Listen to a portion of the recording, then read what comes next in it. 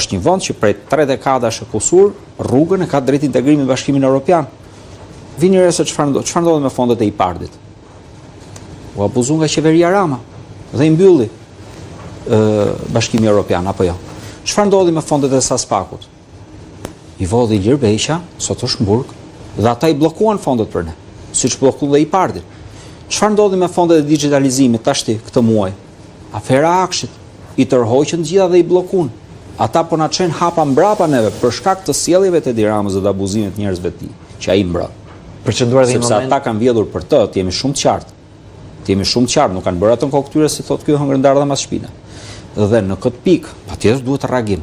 Duhet reagim dy palësh, sepse shumë e rëndësishme të kuptojmë dhe i diçka, që kemi fjalët e urta neve, kemi proverbat tonë, nuk çohet nëna pa qajtur fëmijët. Po ja ku është populli? Ja ku janë njerëzit që po reagojnë? Dhe të jeni të bindur ju që për çdo njeri që është aty në shesh, ka dhe 10 tjerë që janë gatshëm për me ardh, po për shkak të disa situatave tona që ky popull shqiptar është trembur për shkak të sjelljeve të vjetra që ka kjo parti ndaj popullit vet, atëherë kanë ju e dini fare mirë, jetojmë këtë ambient ku njerëzit thonë kemi frikë bëjmë një like në Facebook, apo jo? Është kjo ndjes se ta përfundoj, është kjo problem që ka shkaktuar opozita apo ky është problem që shkakton pozita, qeveria përmes frikësimit njerëzve? Po duhen ndëshku ata njerëz që friksojnë popullin e vet. Duhen ndëshku ata njerëz që bëjnë popullin e vet të arratiset. Duhen ndëshku ata njerëz që i marrin pronat popullit vet. Duhen ndëshku ata njerëz që gjithçka e bëjnë jashtë ligjit. Po duhen ndëshku patjetër. Do vi sepse më përmendet pjesën e votimeve.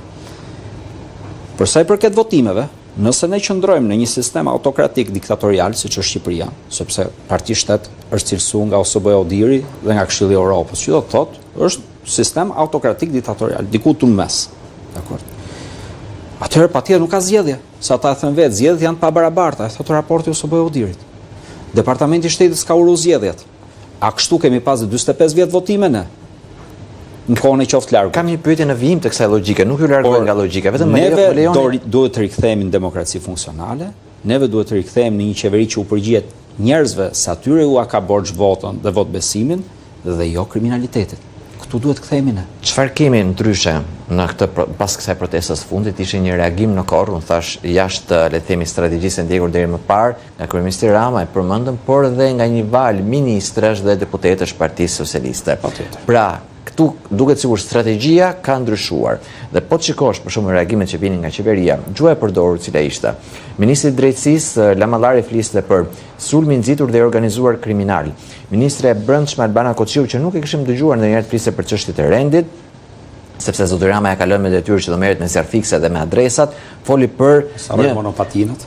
Monopatinat. Për tentuar ajo shkruan për një përpjekje për gjymtimin dhe vrasjen e efektive të policisë. Flet për akte barbare, shkruan kush tenton të vras policin dhe djeg institucionet. Shkruan përdor fjalën terrorist në reagimin e saj. Dhe pyetja që kam është, mos ndoshta mazhoranca në këtë strategjinë e re që po ndjek, po krijon po mundohet krijohet pak në atë narrativën që kjo opozitë po mundohet të vinë në pushtet përmes dhunës, e ka tentuar dhe më parë dhe për hir të së vërtetës nuk është se nuk i ka funksionuar, të paktën me ndërkombëtarët.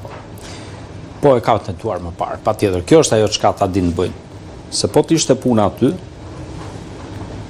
ministri i drejtësisë do duhet shkonte dënonte ata kriminalët. Do të merret me kriminalët ai rreth parë, jo t'i vënë kryet shtetit. E t'i thras ai ministrat e zyrën e tij.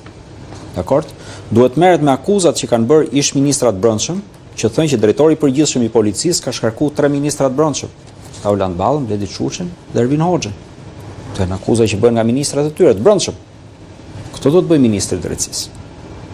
Po ministri i drejtësisë nuk merret me rendin, nuk merret me asgjë, merret vetëm të ketë fuqinë e Edi Rama, kaq ka. Besoj e mbani mend reagimin e ministrit të drejtësisë kur u emëruar ministri i drejtësisë. E mbani mend se sa i frymzuar ishte ai në atë moment. Mbani mend shprehjen e tij. Duke shokuar. Prandaj po them. Ky është ministri i drejtësisë. Është shumë i qartë që nuk është në lartësinë e detyrës vet. Se njëri që është në lartësinë e detyrës vet, jam i bindur unë që atë ka momentin më të bukur të jetës vet.